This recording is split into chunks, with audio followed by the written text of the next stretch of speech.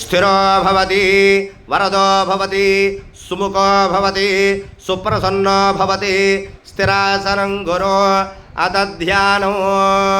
నమస్కారం. మాంగళ్యే శివే సర్వార్థసాధికే శరణ్యే త్ర్యంబకే గౌరీ నారాయణ నమోస్తుతే. దేవీ శరణవరాత్ర మహోత్సవాన్ భాగేన శ్రీ నాగబంగారమ్మ తల్లి దేవత ఆలయ సన్నిధానేన దేవీ శరణవరాత్ర తృతీయ దివసే ప్రాతకాల పూజా సమయే మాతా మహాగౌరీమావాహయామి స్థాపయామి పూజయామి. ప్రాణమహనో దేహభోగం జోక్మస్యేణ సూర్యముచరం తమనమతే మృడయాణ స్వస్తి. అమృతం వై ప్రాణ అమృతమాప ప్రాణానే వై యథాస్తారోపయతే. సాంగం సాయుధం సవాహనం సశక్తి పతిపుత్ర పరివార సమేతం శ్రీ నాగబంగారమ్మ తల్లి దేవతా స్వరూప దేవీ శరణవరాత్ర మహోత్సవాన్ భాగేన తృతీయ దివసే ప్రాతకాలే మాతా మంగళగౌరీ సమస్త మాంగళ్య గౌరీ సమస్త సంతాన గౌరీ సమస్త మహాగౌరీ ఆవాహయామి. శరీరంతో యమలోకానికి వెళ్ళిన వాళ్ళు ఎవరూ లేరు, ఒక్క సావిత్రీదేవి తప్ప. అలాంటి సావిత్రీదేవి యమద్వారం దగ్గరికి వెళ్ళినా యమధర్మరాజు ఎంత వద్దు నువ్వు వెనక్కి వెళ్ళిపో, నీకు ఇంకా సమయం ఉన్నది అని చెప్పినా నేను పోయినా పర్వాలేదు, నా భర్త నాకు కావాలి, నేను చిన్నప్పటి నుంచి కూడా అమ్మవారిని ఆశ్రయించి పూజించిన దాన్ని, కాబట్టి నా మాంగళ్యం నిలబడుతుంది, దీనికి సాక్ష్యమే సతీదేవి అని చెప్పి సతీదేవికి విశేషమైన పూజలు చేసి దాని ఫలితం ద్వారా ఆ సావిత్రీదేవి పతి ప్రాణాలు యమధర్మరాజు దగ్గర నుంచి కూడా పోయిన ప్రాణాన్ని తిరిగి తెచ్చుకున్న ఆవిడే సతీ సావిత్రీదేవి. దానికి కారణం ఎవరు అంటే ఇదిగో మన ఎదురుగుండా కూర్చున్న ఆ పార్వతి అనగా ఆ గౌరీ. కాబట్టి ఆ గౌరీదేవిని అర్చించడం ద్వారా మరి యమధర్మరాజు ఎక్కడి నుంచి ఇచ్చాడు ప్రాణం? తన పాశంలో నుంచి తీసి ఏమైనా దోసిట్లో వేశాడా? వెయ్యలా. పరమ పవిత్రమైనటువంటి ఆడవారికి ఏది యొక్క ప్రాణంతో చూసుకుంటారు అంటే తన పవిడి చెంగునే ప్రాణంగా చూసుకుంటారు. చాలా శక్తివంతమైనది ఆ యొక్క పవిడి చెంగు. భర్త ప్రాణాలని విశేషించి ఆ పవిడి చెంగులో వేసుకుని తన భర్త యొక్క పవిత్రమైన శరీరము కావాలి, అలాగే దానికి ఒక అర్హత కావాలి. కాబట్టి ఆ యొక్క వధువుకి ఆ గౌరీ పూజ చేసే సందర్భంలో ఆ అమ్మవారి యొక్క విశేషమైన కళ ఆ యొక్క అమ్మాయిలో ప్రవేశించి ఆ మాంగళ్యాన్ని తన హృదయం మీద నిలుపుకుని నిండు నూరేళ్లు పసుపు కుంకుమలతో తన భర్త ఆయుర్దాయాన్ని పెంచుకుంటూ సుఖంగా సంతోషంగా పిల్లాపాపలతో ఉండాలి అని చెప్పి ముందుగా అమ్మాయికి గౌరీ పూజ చేస్తారు. అలాంటి గౌరీ పూజకి అదిగో ఎదురుగుండా ఉన్న అమ్మవారి అధిదేవత. కాబట్టి ఆ అమ్మవారి యొక్క శ్లోకం సర్వమంగళ మాంగళ్యే శివే సర్వార్థ సాధికే శరణ్యే త్ర్యంబకే దేవి నారాయణి నమోస్తుతే. అనగా ఆ గౌరీదేవిని మనం దర్శించిన విశేషమైన మాంగళ్య బలాన్ని చేకూర్చుకుని పతి యొక్క ప్రాణాలు సావిత్రీదేవి కూడా ఆ మాంగళ్య గౌరీ దేవతను పూజించి అనంతరము కూడా తన పతి ప్రాణాలని యమధర్మరాజు దగ్గర నుంచి కూడా తెచ్చుకుని చక్కగా అనంతరము కూడా ఆ అమ్మవారిని దంపత్ సమేతంగా అర్చన చేసి శుభ ఫలితాలని పొందింది అని చెప్పి పురాణోక్తి. కాబట్టి చక్కగా అందరూ కూడా అమ్మవారిని దర్శించి అమ్మవారి యొక్క అనుగ్రహానికి పాత్రులు కావాలి. నవరాత్రుల్లో ప్రతిరోజు కుంకుమార్చనలో విశేషమైన కార్యక్రమాలు చేసుకుంటూ ఉంటారు. కాబట్టి ఈ ఆలయం యొక్క వైశిష్ట్యం ఏమిటయా అంటే ఈ ఆలయం కొన్ని సంవత్సరాల క్రితం అంటే ఇది దేవాలయంగా మారకుండా ఉన్నప్పుడు ఇదిగో ఇక్కడ కనిపించే పుట్టే దేవాలయం. సాక్షాత్తు ఆ అమ్మవారు ఆ పుట్ట లోపల ఉండేది. ఆ పుట్ట పైన స్లాబ్ వేస్తే ఇక్కడ ఒక మట్టిగా ఏర్పడి ఆ మట్టిలోంచి ఆ పుట్టలో ఒక పాము విశేషంగా ఈ యొక్క స్త్రీలందరికీ కూడా కనబడుతూ ఇక్కడ పిల్లలు లేని వారికి సంతానాన్ని కలిగించడం, వివాహం కాని వారికి వివాహాన్ని అనుకూలంగా ఉండడం, విశేషమైన ఫలితాలను ఇచ్చే పుట్ట లోపలే ఆ యొక్క పాము నివసిస్తూ ఉండేది. ఇప్పటికీ ఈనాటికి ఈ దేవాలయం ఇంత పెద్దది కట్టినా కూడా ఆ అమ్మవారి రూపంలో ఉన్న ఆ నాగబంగారమ్మ తల్లి ఏదో ఒక రోజు ఏదో ఒక సందర్భంలో అమ్మవారి దగ్గరికి రావడం, అలాగే తన పుట్టలోకి వెళ్ళడం, బయటికి వెళ్ళడం ఇక్కడున్న స్త్రీలందరూ కూడా చూస్తూ విశేషంగా పూజలు అందుకుంటూ వాళ్ళ యొక్క కోరికలు తీరుస్తూ వాళ్ళ ఇంటి ఇలవేల్పుగా, ఆ ఇంటి ఆడబడుచుగా, ఈ యొక్క గ్రామ దేవతగా ఈ ఒలివర్తిపాడు గ్రామంలో శ్రీ నాగ బంగారమ్మ తల్లి రూపంలో ఇక్కడ కొలువై ఉన్నారు. ఈ రోజున విశేషించి అలంకారం ఏమిటయా అంటే మాతా అన్నపూర్ణేశ్వరి. ప్రతి మనిషికి కావాల్సింది అన్న వస్త్రం కాబట్టి ఈ అన్న వస్త్రాలకి లోటు లేకుండా ఉన్న ప్రజలందరూ కూడా ఈ దేవాలయానికి వచ్చి అమ్మవారిని దర్శించి ఆ విశేషమైన అనుగ్రహాన్ని పొంది అన్నానికి వస్త్రానికి లోటు లేకుండా ఉండాలని కోరుతూ శనబొమ్మల పైకెత్తి చూసి నవ్వుతూ చూసింది అంటే అమ్మవారి యొక్క అనుగ్రహంతో వాడు అపర కుబేరుడిగా భూలోకాన్ని జన్మిస్తాడు.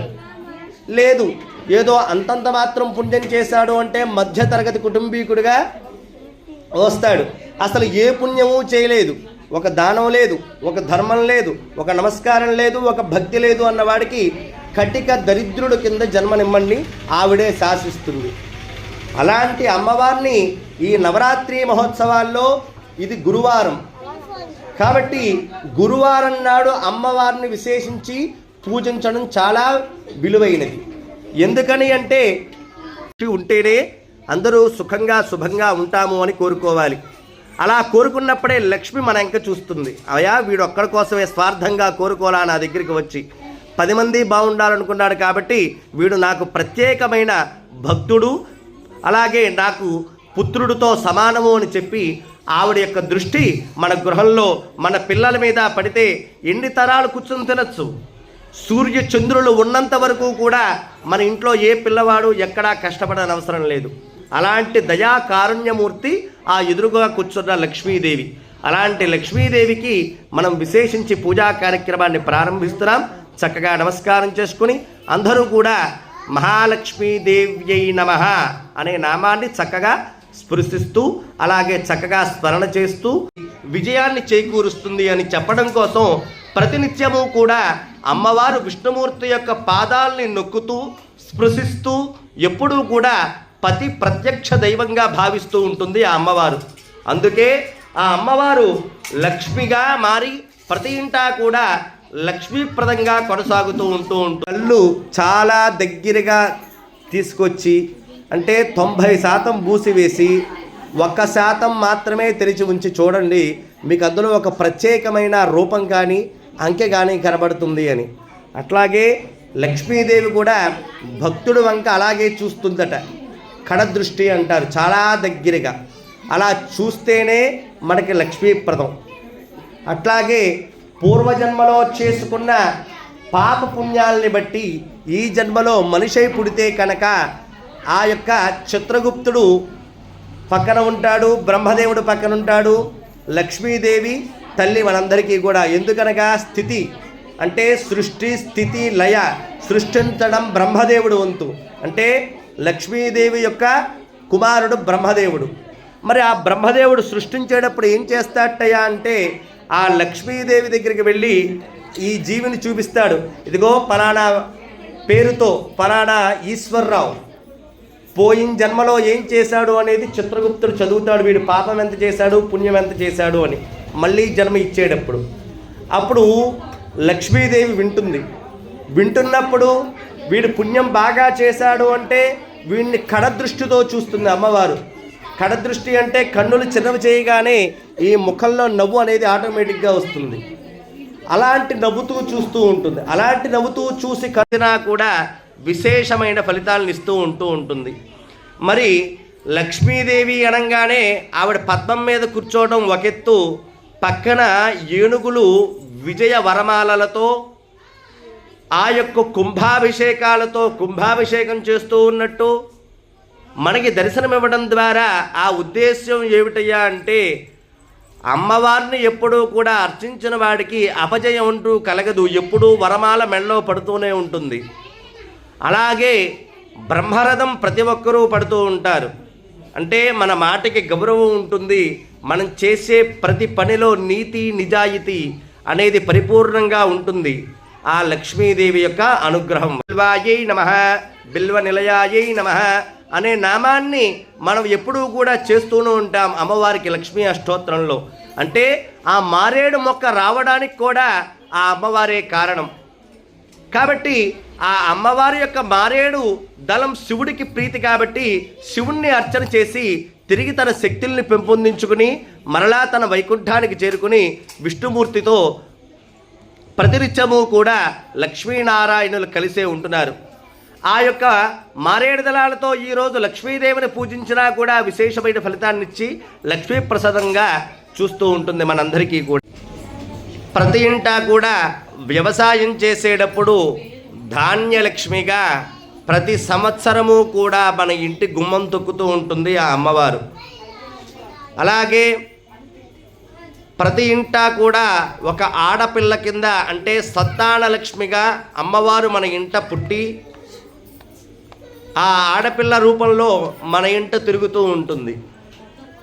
అలాగే పిల్లలు చక్కగా చదువుకునే సందర్భంలో విద్యాలక్ష్మిగా విద్య పరిపూర్ణం చేసి విద్య నేర్చిన తర్వాత దాన్ని జీవన భృతిగా మంచి ఉద్యోగాన్ని సంపాదించాలి అన్న విద్యాలక్ష్మి యొక్క అనుగ్రహం ఉండాలి. అలాగే ఇంటి యజమాని ఏ కార్యక్రమం నిమిత్తం బయటికి వెళ్ళినా కూడా ఆ కార్యక్రమంలో విజయం పొందాలి అంటే దిగ్విజయలక్ష్మిగా వీరలక్ష్మిగా మన ఇంట ఎప్పుడూ ఉంటుంది.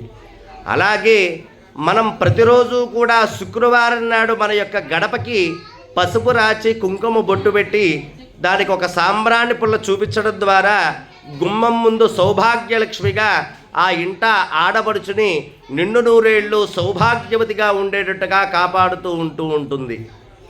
అలాగే అష్టలక్ష్ముల రూపంతో కొలువైనటువంటి ఆ అమ్మవారిని అర్చించినా సేవించినా ఏది చేసి అమ్మవారికి కాత్యాయనీదేవి యొక్క అలంకారం.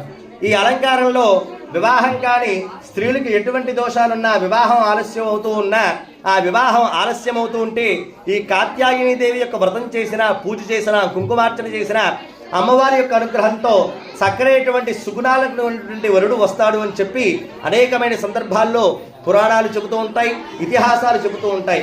అట్లాగే వివాహానంతరము కూడా సత్సంతానాన్ని ఇవ్వాలి అన్న అమ్మదై ఉంటేనే కలుగుతుంది. ఆ కాత్యాయనీదేవి యొక్క అనుగ్రహంతో సత్సంతానాన్ని పొందుతూ ఉంటారు.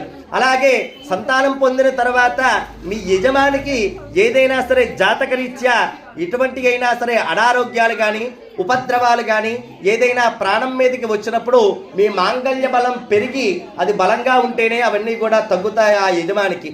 అలా యజమానికి అవన్నీ కూడా తగ్గి ఇదివరకుట్లా మీరు సుఖ సంతోషాలతో ఉండాలి అంటే ఇదిగో ఇక్కడ మనకి నాగబంగారమ్మ తల్లి రూపంలో చక్కగా ఆ అమ్మవారు జగన్మాత అయినటువంటి కాత్యాయనీదేవి స్వరూపంగా ఉన్నారు. ఆ కాత్యాయనీదేవిని స్మరించిన అమ్మని పూజించిన అమ్మని అనుగ్రహ అనేక కటాక్షాలు లభిస్తాయి అని చెప్పి